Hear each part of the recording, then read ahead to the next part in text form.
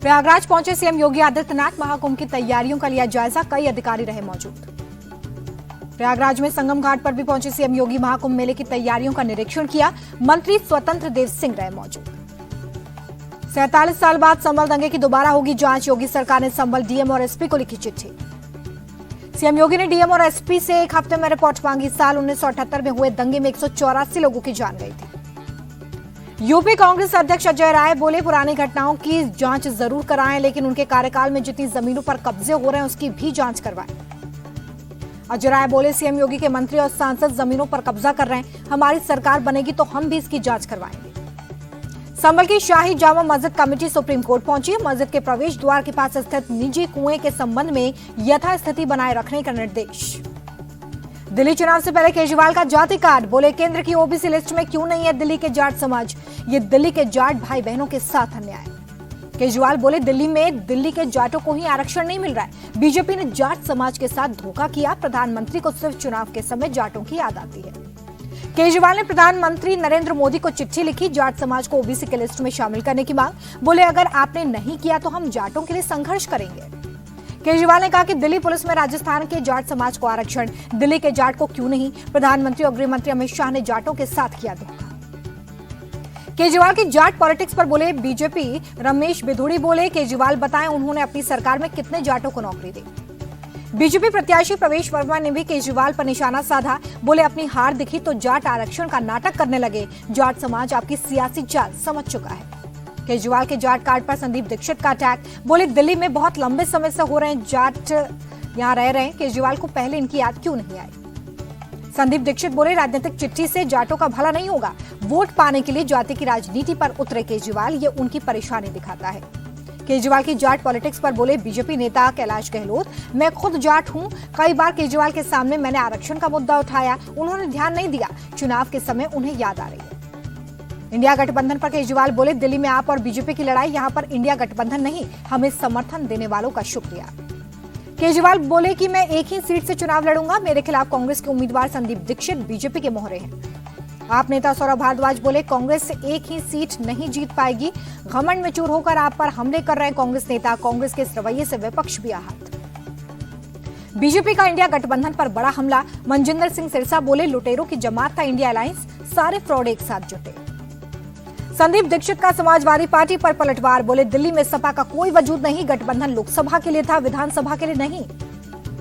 दिल्ली चुनाव पर कांग्रेस नेता पृथ्वीराज चौहान के बयान पर भड़के संदीप दीक्षित, कहा अगर उन्हें आपसे इतना प्यार है तो वो उसी पार्टी से चुनाव लड़ ले। दिल्ली चुनाव पर दिए बयान पर पृथ्वीराज चौहान ने दी सफाई, ट्वीट कर बोले मेरे बयान को गलत संदर्भ में लिया गया, कांग्रेस मजबूत स्थिति में है, पूरा विश्वास है हमारी जीत होगी।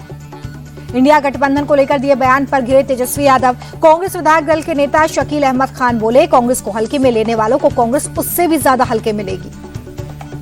आरजेडी और कांग्रेस में तनातनी पर जेडीयू नेता राजीव रंजन प्रसाद का बयान, साफ है कि इंडिया गठबंधन का वजूद बिहार में समाप्त होने की कगार पर। इंडिया गठबंधन पर बोले बिहार के डिप्टी सीएम सम्राट चौधरी, इंडिया गठबंधन के लोगों को सिर्फ अपनी अपनी चिंता, बीजेपी इन सबको हराएगी।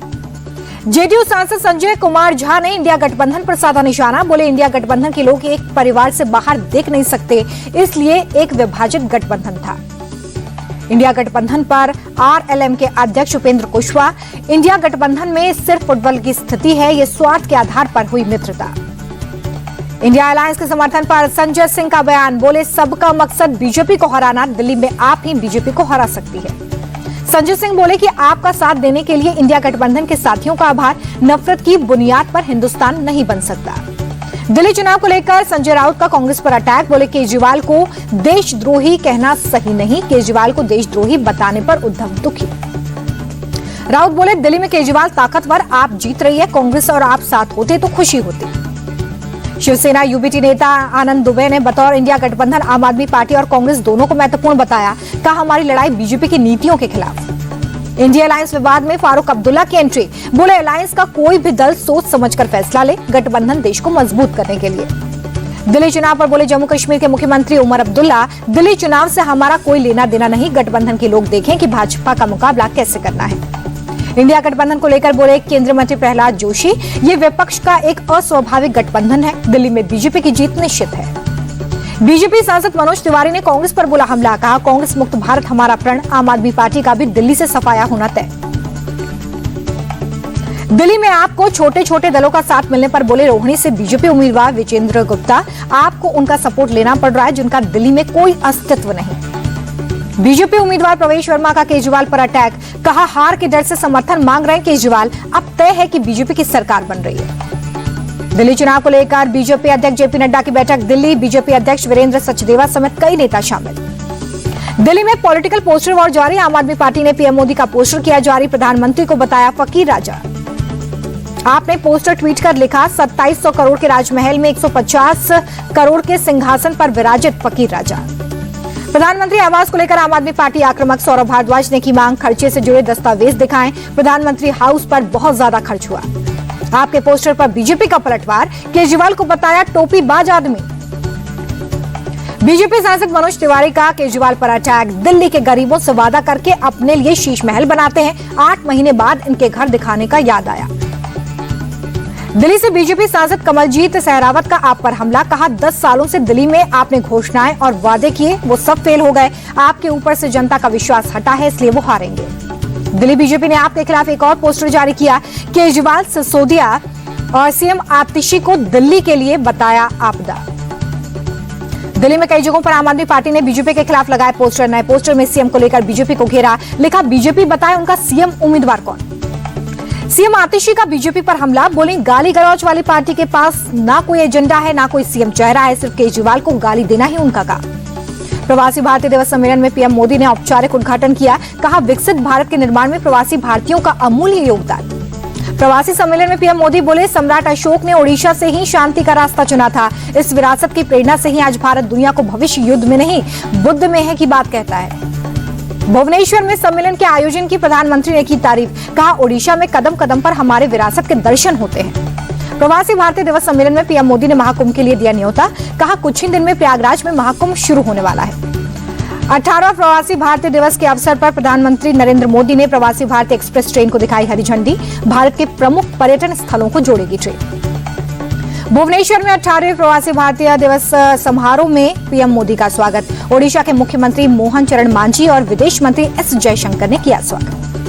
प्रवासी भारतीय दिवस सम्मेलन में बोले विदेश मंत्री एस जयशंकर, सम्मेलन के माध्यम से विदेशों में बसे भारतीय अपने देश के प्रगति और विकास को देख पाते हैं। बिहार सीएम नीतीश कुमार ने पटना राज्यपाल आरिफ मोहम्मद से की मुलाकात, सूत्रों के मुताबिक शैक्षणिक मामलों को लेकर बातचीत। तिरुपति मंदिर के विष्णु निवासम में मची भगदड़, 6 श्रद्धालुओं की मौत, 40 से ज्यादा जख्मी। विष्णु निवासम में मची भगदड़ का वीडियो आया सामने, 10 जनवरी से होने वाले वैकुंठ द्वार सर्व दर्शन का टोकन बांटने के दौरान हुआ हादसे के बाद अलर्ट हुआ तिरुपति मंदिर प्रशासन। विष्णु निवासम में वैकुंठ एकादशी पर विशेष प्रार्थना के लिए टिकट वितरण जारी, एक-एक कर कतार में लगे लोगों को टिकट। तिरुपति मंदिर हादसे पर विदेश मंत्री एस जयशंकर ने जताया दुख, ट्वीट कर लिखा हादसा दुर्भाग्यपूर्ण, मृतकों के परिजनों के प्रति संवेदना, घायल के लिए जल्द स्वस्थ होने की प्रार्थना।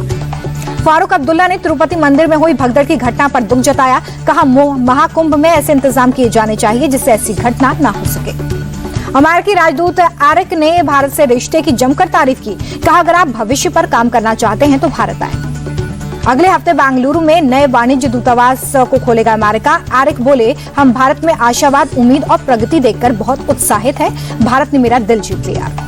गृह मंत्रालय ने सभी राज्यों और केंद्र शासित प्रदेशों को चिट्ठी लिखी, जेलों और सुधार संस्थानों में टीबी बीमारी खत्म करने के लिए 100 दिनों का अभियान चलाने को कहा। असम के दीमा में अवैध खदान में फंसे 8 लोगों को बचाने के लिए ज्वाइंट ऑपरेशन जारी, 9 मजदूरों में से एक का कल शव मिला था।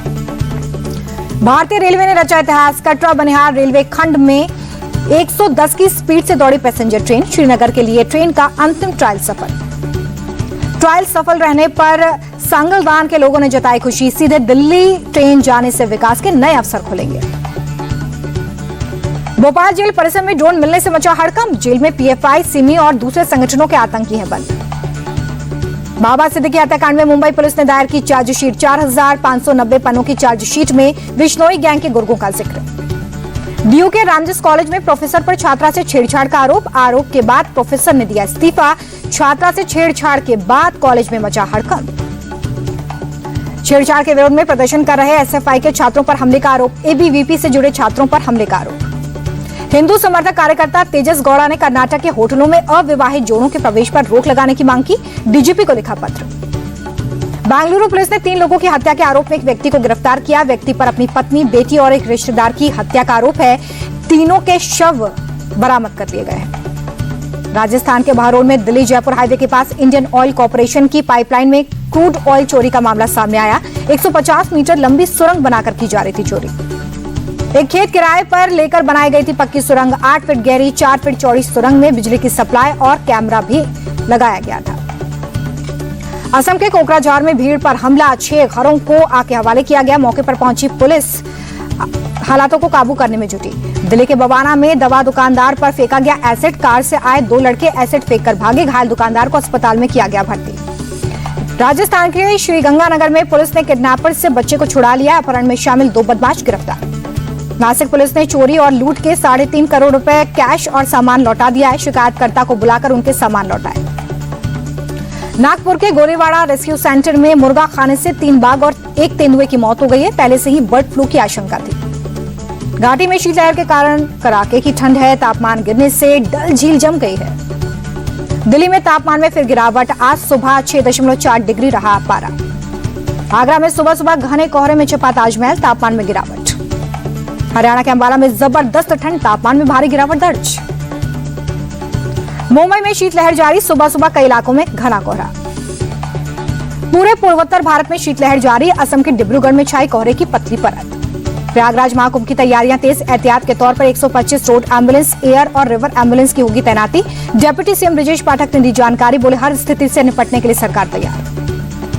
प्रयागराज में महाकुंभ के दौरान सुरक्षा के लिए एनएसजी कमांडोज भी मुस्तैद हैं। बलसान चौराहे पर एनएसजी कमांडोज ने मॉक ड्रिल की। प्रयागराज के महाकुंभ में पहुंची फ्रांस की महिला साधु संतों की मंडली के साथ ढोल बाजे के साथ झूमती नजर आई। यूपी के बहराइच में भारत नेपाल बॉर्डर पर बढ़ाई गई सुरक्षा। महाकुंभ को लेकर एक्शन में पुलिस। आईजी अमित पाठक ने बॉर्डर पर सुरक्षा का जायजा लिया। महाकुंभ में ट्रैफिक को लेकर मेला प्रशासन ने दी जानकारी। मेला क्षेत्र में आने वाले लोगों के लिए बनाया गया मैप। प्रयागराज में महाकुंभ के लिए शहर में श्रद्धालुओं का आगमन जारी। संगम घाट पर शीतलहर के साथ घना कोहरा।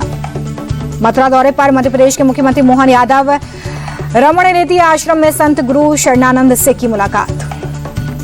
केंद्रीय मंत्री शिवराज सिंह चौहान गुवाहाटी में मां कामाख्या मंदिर पहुंचे। पत्नी साधना के साथ पूजा अर्चना की। तमिलनाडु में तिरुचिरापल्ली के प्रसिद्ध श्री रंगनाथ स्वामी मंदिर में उमड़ी भीड़। वैकुंठ एकादशी त्योहार के मौके पर भक्त कर रहे हैं पूजा अर्चना।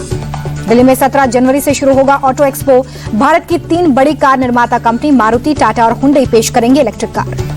वर्ल्ड इकोनॉमिक फोरम की फ्यूचर ऑफ जॉब्स रिपोर्ट जारी। नई टेक्नोलॉजी के बदौलत 2030 तक दुनिया भर में 7 करोड़ 80 लाख नई नौकरियां होंगी पैदा। इस बदलाव में भारत सबसे आगे। तकनीकी प्रगति के चलते 5 साल में 22% नौकरियां बदलेंगी। जनरेटिव एआई के चलते ग्राफिक डिजाइनर, कैशियर जैसी नौकरियां होंगी तेजी से कम। 2024 में कारों की हुई रिकॉर्ड बिक्री। भारतीय कंपनी ने बेची रिकॉर्ड 41 लाख कारें।